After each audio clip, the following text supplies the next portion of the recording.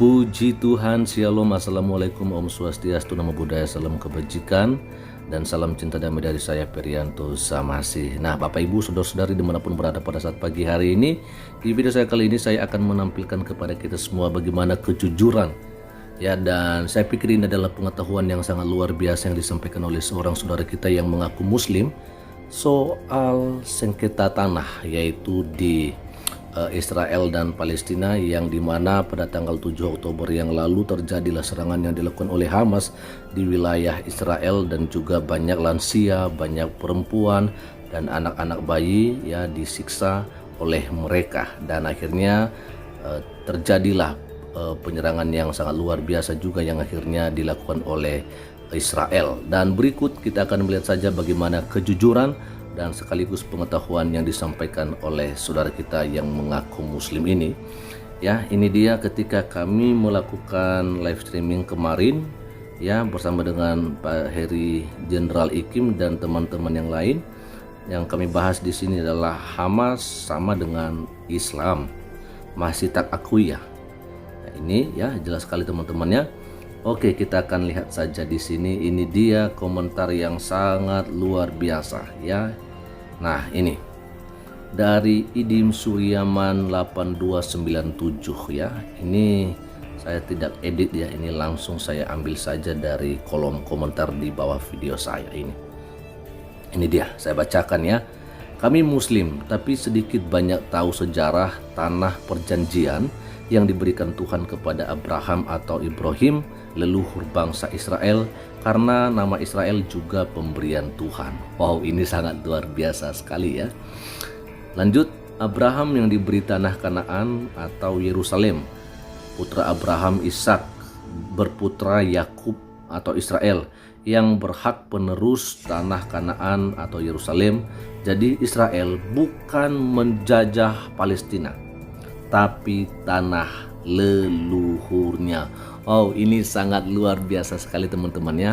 Ini yang penting yang harus diketahui oleh saudara-saudara kita dimanapun berada, terkhusus saudara-saudara kami yang beragama Islam. Ini kita harus tahu soal sejarah bagaimana ketika Tuhan Allah menjanjikan tanah kepada Abraham, yang mungkin di Al-Quran saudara-saudara kami dikenal dengan nama Ibrahim ya. Saya kurang tahu ya apakah ini memang sama persis atau tidak, bagaimana diceritakan dalam Al-Quran, tapi ya seperti itulah ya.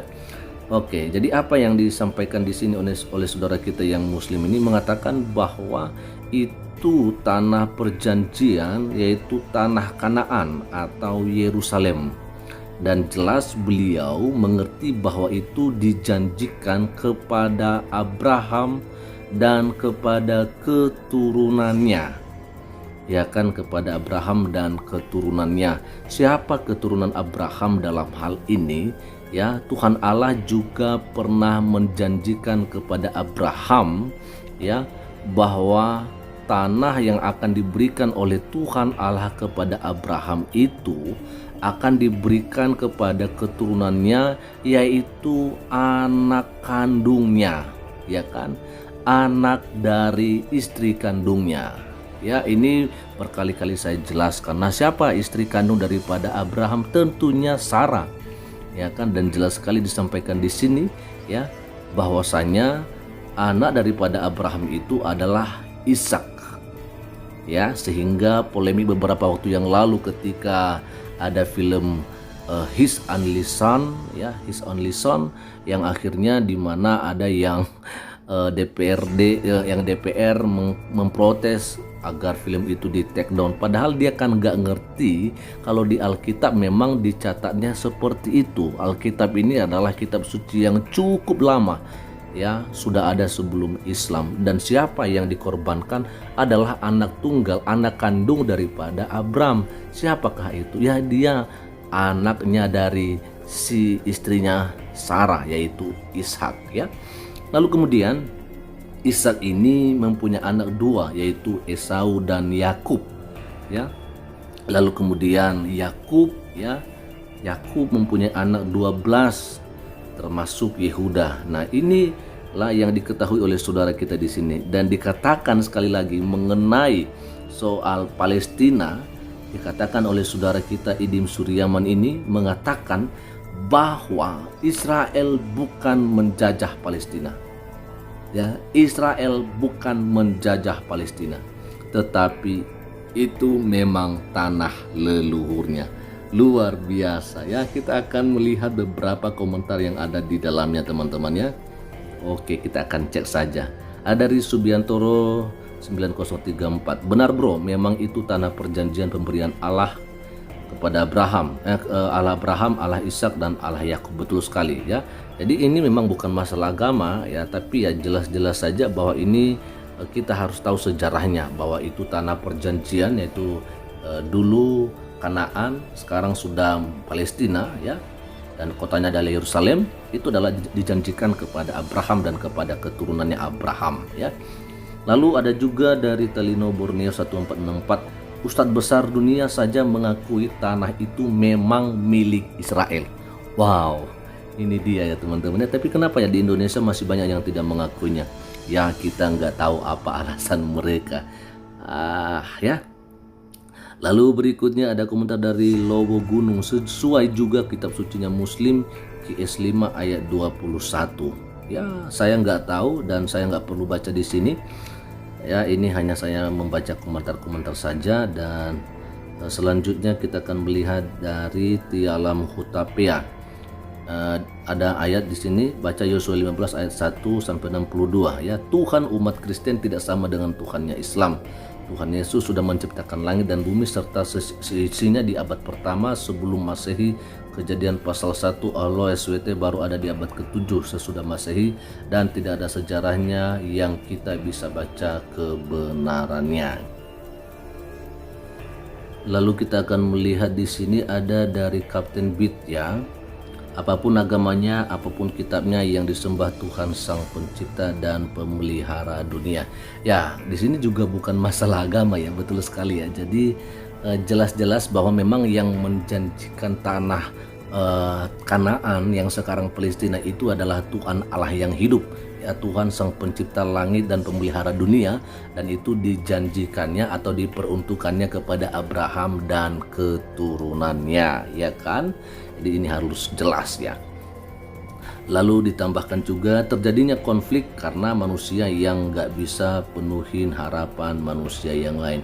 Ya betul sekali, siapa sih manusia yang bisa memberikan harapan kepada manusia yang lainnya? Karena memang jelas firman Tuhan mengatakan bahwa terkutuklah orang yang mengandalkan kekuatan manusia, tetapi diberkatilah orang yang mengandalkan Tuhan. Jadi ya memang kalau kita berharap dan mengandalkan kekuatan manusia, kita pasti akan mengalami yang namanya kekecewaan.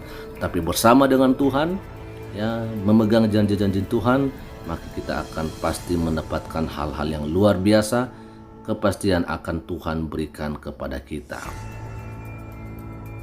Lalu berikutnya kita akan melihat dari Nonem 6570. Ya sudahlah, Tuhan kita beda total ya. Tuhan Yesus tidak pernah menganjurkan untuk membunuh, tetapi Tuhan SWT kalian sebaliknya. Ya saya tidak akan baca ya, baca sendiri ya. Itu sudah cukup membuktikan Tuhan kita memang beda. Jika toleransi itu harus ya. Tapi kalau mengatakan Tuhan kita sama, itu hanya omong kosong ya. Lalu terakhir ada dari Solawat Jakarta 9691. Beda bro, soalnya ada nabi palsu. Oke, jadi itu aja dulu teman-temannya yang bisa saya bagikan kepada kita semua pada kesempatan pagi hari ini. Jelas bahwa rupanya banyak juga saudara kita yang mengetahui bagaimana sejarah tentang tanah perjanjian itu, dan luar biasa penjelasan tadi. Walaupun memang kita harus akui bahwa apa yang dijelaskan di Alkitab dengan Quran tentunya beda, apalagi soal anak juga yang akhirnya dipersembahkan oleh Abraham kepada Tuhan ya. Kalau di Kristen atau di kitab sucinya orang Yahudi dan orang Kristen berbicara tentang Ishak, anak kandungnya Abraham yang didapatkan dari istri istri sahnya yaitu Sarah ya. Sedangkan kalau di Quran Mereka mengatakan bahwa yang dipersembahkan oleh Abraham itu adalah Ismail. Menurut mereka itu pun ya, karena saya dengar-dengar bahwa di Al-Quran tidak ada dicatat seperti itu. Siapa nama anak Abraham yang dipersembahkan ya. Mereka hanya mungkin mempunyai pandangan yang seperti itu aja, sehingga mereka mengklaim bahwa Ismail ya. Yang penting bukan Ishak menurut mereka ya, tapi apalah, yang penting kita tidak bicara soal itu sekarang, soal tanah perjanjian ya, yaitu Palestina yang dulunya bernama Kanaan, dan itu benar-benar dicatat di dalam kitab sucinya orang Yahudi dan juga kitab sucinya orang Kristen. Sekian saja dulu untuk pagi hari ini teman-teman ya, dan Tuhan Yesus memberkati kita semua. Shalom. Assalamualaikum, Om Swastiastu, Namo Buddhaya, salam kebajikan, dan salam cinta damai dari saya Perianto Samasi.